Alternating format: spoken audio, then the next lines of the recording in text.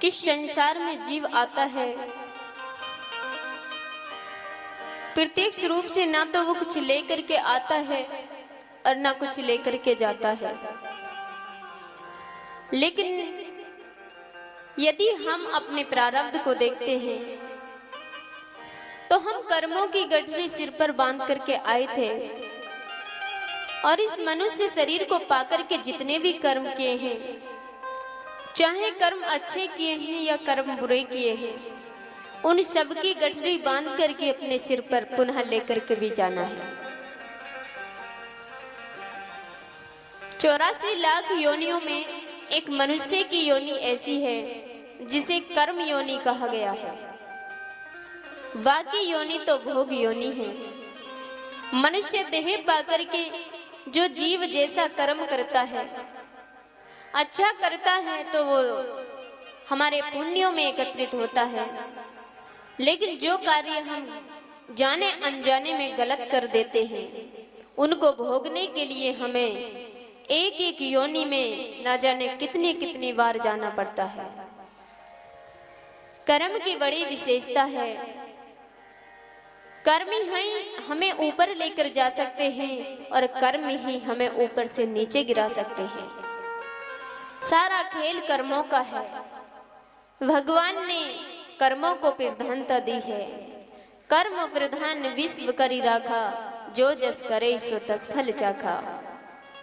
जो जैसा कर्म करता है वो वैसा ही फल पाता है, क्योंकि हम ना चाहते हुए भी जीवन में बहुत सारे कार्य ऐसे कर देते हैं जो स्वयं हमारी नजर में आने वाले समय में गलत हो जाते हैं।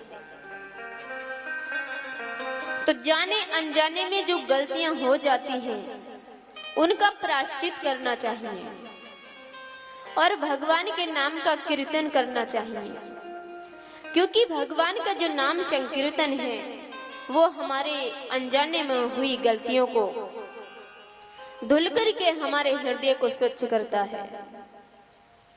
इसलिए नित्य प्रतिदिन यदि हो सके तो भगवान के नाम का कीर्तन करना। जिन्होंने गुरु दीक्षा ली है वो प्रतिदिन उस गुरु मंत्र का निरंतर जाप करें, क्योंकि ये जो गुरु भक्ति होती है, ये जो मंत्र होता है, ये परम कल्याण करता है। इसी से भगवत मार्ग में हमारी रुचि बढ़ती है।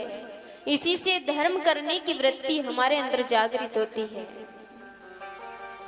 इसी से हमारे आने वाले कर्म सुधरते हैं। जब हमारे अंदर विवेक होता है तो फिर हम गलत कार्य नहीं, सही कार्यों का चयन करते हैं। इसीलिए भगवत नाम का संकीर्तन जरूर करना चाहिए। और जिसने जीवन में गुरु धारण नहीं किए हैं, उन्हें कुछ भी ना हो सके तो प्रतिदिन ओम नमो भगवते वासुदेवाय निरंतर इस मंत्र का जाप करना चाहिए। भगवान कृपा करेंगे कि उनके जीवन में जब मंत्र जाप निरंतर भगवान के नाम का कोई भी जीव जाप करता है तो भगवान कृपा करके उसके जीवन में किसी न किसी संत को भेज देते हैं और उसके जीवन में आकर के कोई दिव्य संत आकर के उसके जीवन को प्रकाशित कर देते हैं। लेकिन जो जीव ये चाहे कि मुझे अच्छा श्रेष्ठ गुरु चुनना है तो जीवन गुजर जाएगा, लेकिन श्रेष्ठ गुरु नहीं मिलेगा। कुछ लोग तो कहते हैं कि पानी पियो छान के और गुरु बनाओ पहचान के। जिस दिन पहचानने की सामर्थ्यता आ जाएगी, उस दिन तो स्वयं ही गुरु तत्व अंदर प्रकट हो जाएगा, क्योंकि श्रेष्ठ गुरु को भी तो गुरु ही पहचान सकता है। शिष्य को तो खोज करनी चाहिए कि वो अपने अंदर एक श्रेष्ठ शिष्य के गुणों को लाने का प्रयास करना चाहिए। जिस दिन आप एक अच्छे शिष्य बन जाएंगे, उस दिन एक अच्छे गुरु आपके जीवन में आ जाएंगे। जब तक आप अच्छे शिष्य नहीं हैं, तब तक जीवन में सच्चे और अच्छे गुरु का आगमन नहीं हो सकता। प्रकृति का नियम है, जैसे कर्म करेंगे वैसे लोगों से तुम्हारे संबंध बनते हैं। चोर के संबंधी चोर ही होते हैं और भक्त के संबंधी भक्त होते हैं। सारा खेल कर्मों का है। यदि भगवान का भजन करेंगे तो जीवन में स्वतः ही ऐसे गुरु, ऐसे संत जीवन में स्वतः ही आ जाएंगे। इसलिए नित्य प्रतिदिन यदि गुरु धारण नहीं किए हैं तो ओम नमो भगवते वासुदेवाय इस मंत्र की 5 मालाएं प्रतिदिन करनी चाहिए। भगवान ठाकुर जी की नित्य प्रति सेवा करनी चाहिए। जीवन में परम कल्याण अवश्य होगा। बोलिए गोविंद भगवान की जय हो, कृष्ण कन्हैया लाल की जय हो। इसलिए महापुरुष तो कहते हैं न चोर हार्यम न राज हार्यम न भ्रात भ्राज्यम न चे भाकरहि वे कृते वर्धते एवं नित्यम विद्या धनम सर्वधनम प्रधानम। जिसके पास विद्या रूपी धन है, यदि हमने सोना चांदी इकट्ठा किया है तो भय बना रहेगा कि चोर कहीं चोरी ना कर ले। पैतृक जो संपत्ति होती है वो भी भाई बांट लेते हैं, लेकिन ये विद्या रूपी जो धन है इसे न भाई बांट सकता है, न चोर चुरा सकता है, न राजा छीन सकता है। ये उसी जीव के काम आती है। ये वो धन है जो बांटने से नित्य प्रतिदिन बढ़ता ही जाता है। इसको जितना बांटते हैं ये उतना ही बढ़ता है। बाकी जो धन है, भौतिक जो धन है, उसे यदि खर्च करेंगे तो वो खर्च होता चला जाएगा, कम होता चला जाएगा।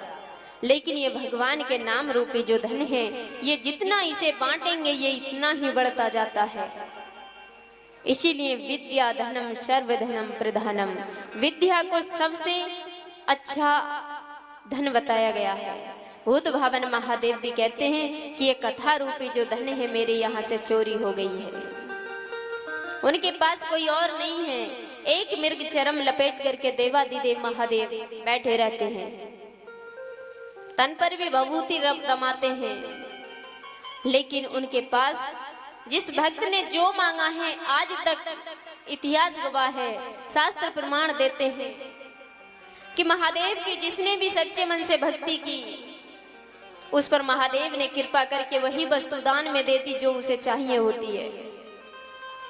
लेकिन महादेव के पास देखोगे तो बाकी कुछ नजर नहीं आता, लेकिन देने की सामर्थ्यता है और दे वही सकता है जिसके पास नाम रूपी धन है।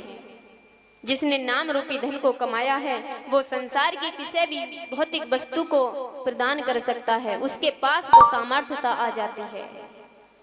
इसीलिए नित्य प्रति भगवान के नाम का कीर्तन जरूर करना चाहिए। बोलिए गोविंद भगवान की जय हो। धीरे धीरे सुखदेव जी महाराज कहते हैं